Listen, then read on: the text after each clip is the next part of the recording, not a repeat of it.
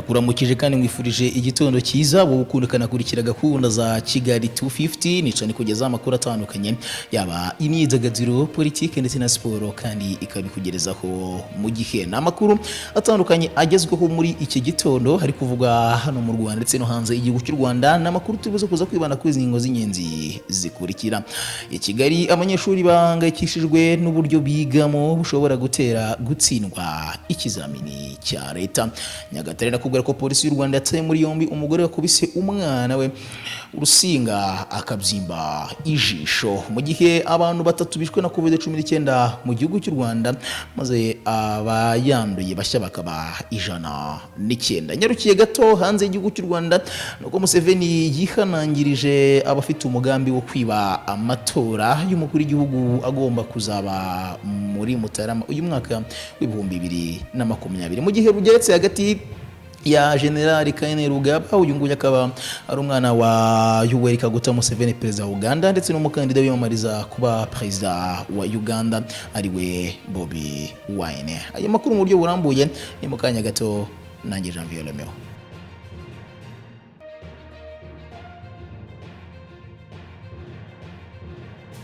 Nongenda gusuje ngo wanikaze nanone nkuko nabikubwiye abanyeshuri biga mu mashuri yisumbuye mu mujyi wa Kigali bafite impungenge zo gutsindwa mu bizamini bya leta kubera ko biga basimburana kubera ubwinshi bwabo byatumye amasaha biga yaragabanutse hava ku 9 akagera kuri 5. Minisiteri y'ubuzima yatangaje ko mu rwego rwo kwirinda ikwirakwira ry'icyorezo cya COVID-19 abanyeshuri bazajya biga mu buryo budasanzwe umubare w'abajya mu ishuri n'amasaha biga kagabanywa hakifashishwa uburyo bwo kujya ibihe kugira ngo bahane intera hagati yabo. Abanyeshuri bo mu rwunge rw'amashuri rwa Kagarama Catholique babwiye RBA nyesha iyi nkuru ko kuba basimburanwa bishobora gutuma batazatsinda mu bizamini bya leta. Munezero Keve yavuze ko nk'abanyeshuri bitegura gukora ibizamini bibagora kubera kwiga basimburanwa.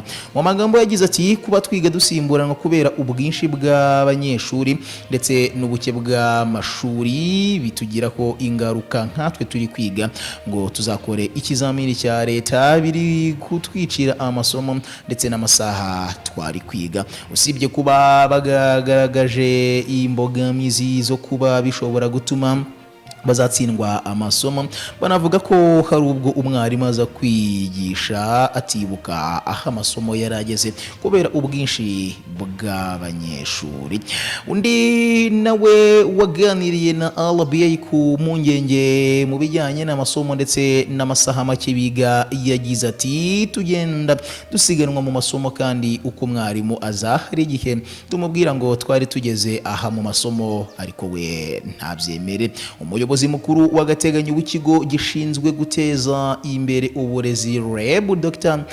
Sebaganwa Alphonse yavuze ko kuba hari abiga amasaha 9 abandi bakiga 5 nta mpungenge byakagombye gutera abanyeshuri kuko ingengabihe y'amashuri y'umwaka ibiteganyije ko biga amasaha 5 ku munsi ni mu gihe abayarenza biba ari ugusubiramo amasomo.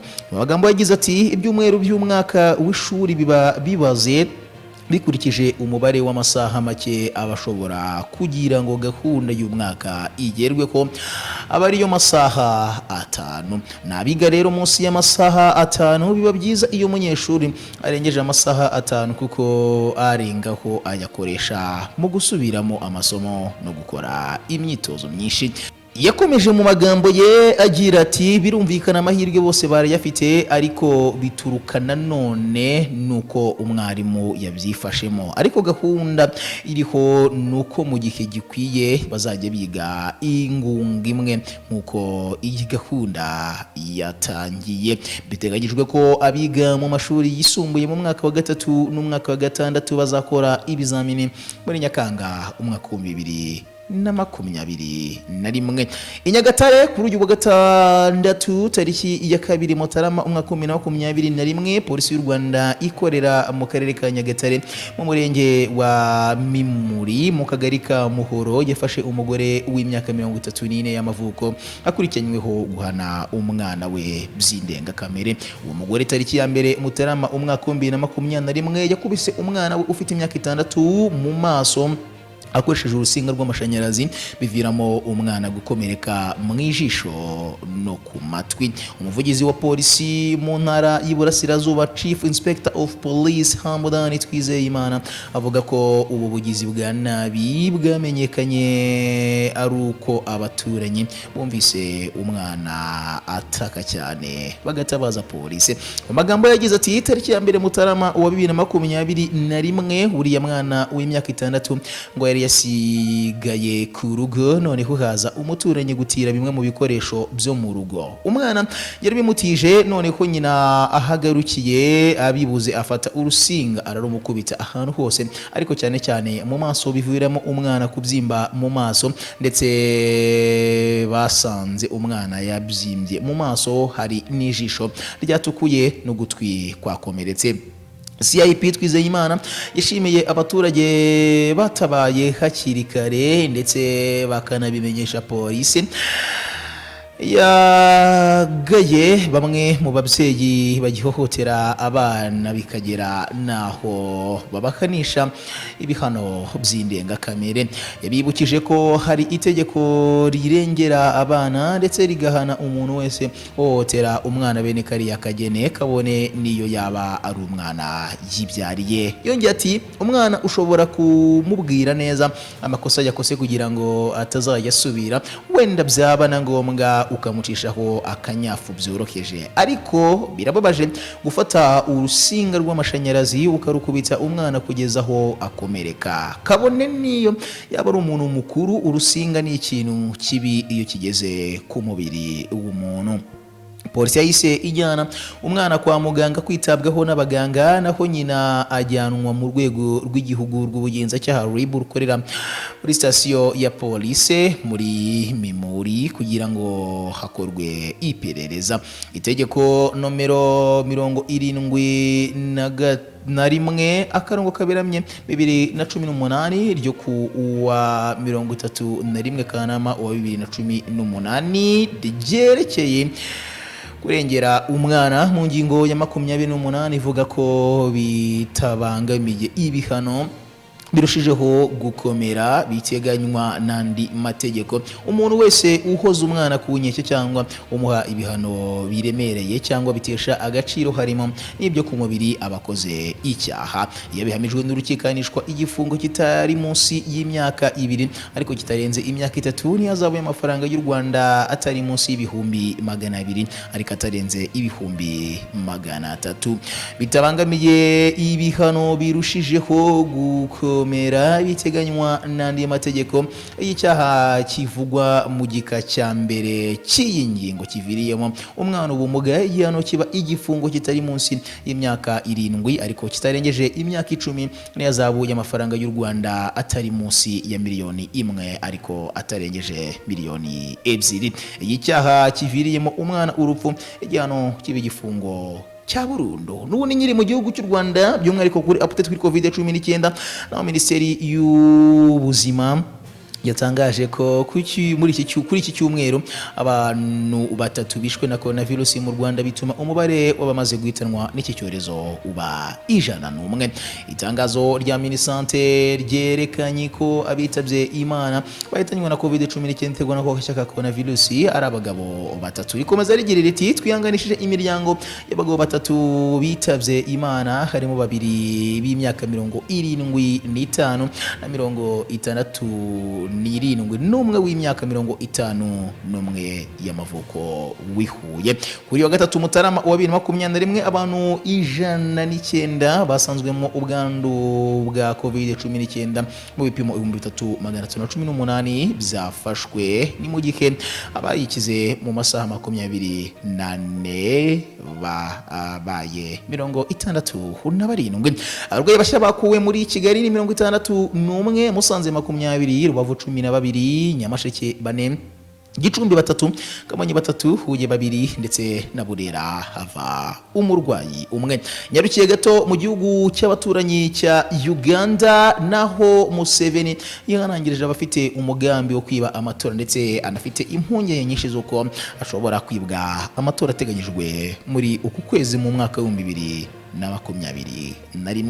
Perezida wa Uganda Yoweri Kaguta Museveni mu ijambo risoza umwaka yagejeje ku Bagande tariki ya 31 Ukuboza wa 2020 yihanangirije abantu avuga ko bafite gahunda yo kwiba amatora y'umukuru w'igihugu ateganyijwe muri uku kwezi kwa Mutarama wa 2021. Nk'uko tubikesha ikinyamakuru Daily Monitor, uyu mukuru w'igihugu yavuze ko muri aba bantu harimo abakozi ba komisiyo y'igihugu y'amatora isi bahawe ruswa ngo bashyire mu bikorwa uyu mugambi. Yagize ati ndihanangiriza abantu bari gupanga kwiba amatora harimo abakozi bo muri isi bahawe ruswa kugira ngo bahindure ibizava mu matora cyangwa batange amajwi menshi. Yakomeza agira ati ntabwo nakwemera ko ibikorwa bya Uganda byanduzwa n'abantu b'abanyabyaha.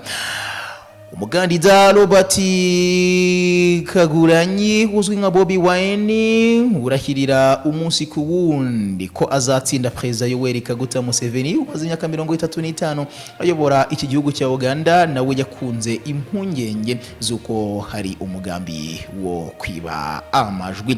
Izi mpungenge zatumye ishyaka NUP ahagarariye rikora application yitwa YouVote izarifasha gukurikirana ibizava mu matora mu gice bitandukanye by'igihugu cya Uganda.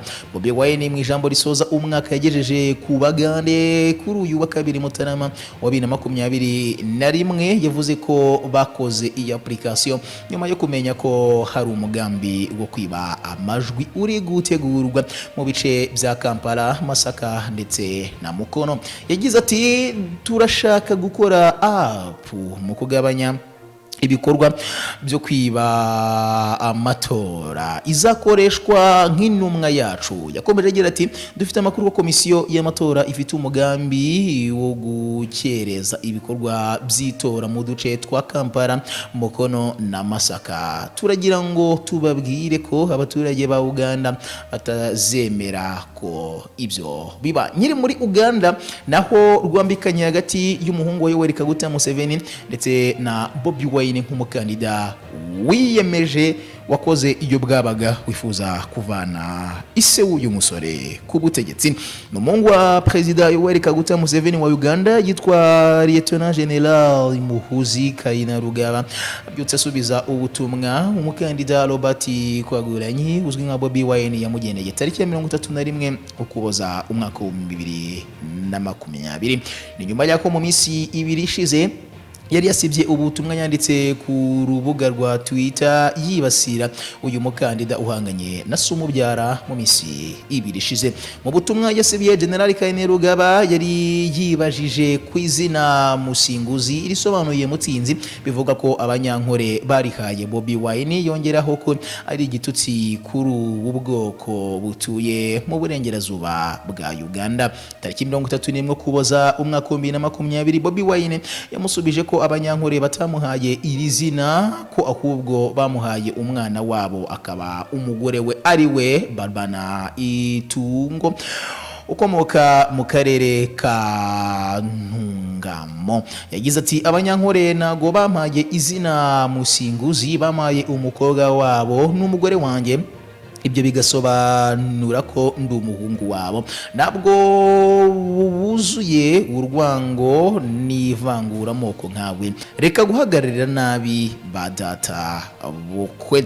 Mu gitondo cy'uyu wa 3 Mutarama wa 2021 General Kainerugaba abyutse asubiza Bobi Wine ko ubwo abanyankore bajyaga kumuha Barbara Itungo batabanje kumugisha inama yagize ati ibi ntibishoboka na gato, ashaka kugaragaza ko abanyankore batahaye Bobi Wine umugore. Yongera ati ndi umunyankore navukiyeyo ndetse nkurirayo, ariko sinigeze ngishwa inama ubwo abanyankore baguhaga umukobwa wabo. Kuri General Kainerugaba, Bobi Wine yavuze ko abanyankore bamuhaye umugore yabibeshyeho, ati birasa naho utaza abanyankore n'imico yabo. Reka mfate uyu mwanya ngushimire wari umurikiye muri aka kanya, n'amakuru agezweho muri aka kanya kuri Kigali 250 ndetse no mu Rwanda muri rusange. Uzagenda bakurikira umunsi kuri Kigali 250 uko subscribe, ukoze like, share ndetse unatanze n'ibitekerezo.